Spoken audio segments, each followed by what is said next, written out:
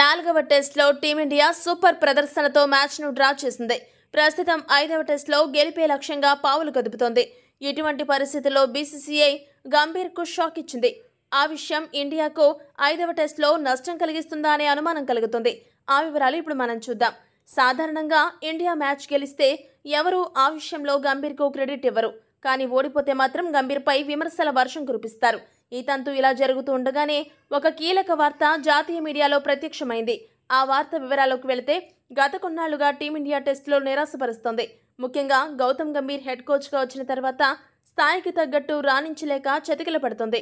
స్వదేశంలో రోహిత్ శర్మ కెప్టెన్సీలో కనీ విని ఎరుగని రీతిలో న్యూజిలాండ్ చేతిలో 3-0తో వైట్ వాష్కు గురైన భారత జట్టు ఆస్ట్రేలియా పర్యటనలోనూ చేదు అనుభవం చవి చూసింది.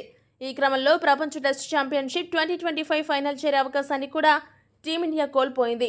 అయితే గత వైఫల్యాలు మరిచి WTC 2025-2027 సీజన్ను ఆరంభించిన టీమిండియా ఇంగ్లాండ్ పర్యటనలోనూ నిరాశపరుస్తోంది.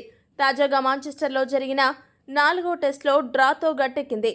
ఇక ఓవెల్ మైదానంలో ఆఖరిదైన 5వ టెస్ట్లో గెలిస్తేనే టీమిండియా సిరీస్ను 2-2తో సమం చేయగలుగుతుంది.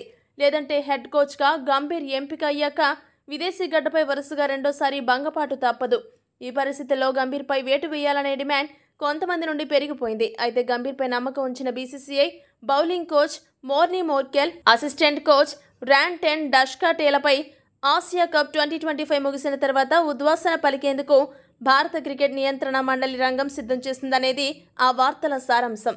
వెస్టిండీస్తో అక్టోబర్లో జరిగే సిరీస్కు ముందే వీరిపై వేటు వేయనున్నట్టు పేర్కొన్నారు. అయితే ఇక్కడ గమనించాల్సిన విషయం ఏంటంటే, ఒక టెస్ట్ సిరీస్ జరుగుతున్నప్పుడు ఇలాంటి వార్తలు బయటకు వస్తే కోచింగ్ స్టాఫ్ మానసిక స్థితి దెబ్బతింటుంది.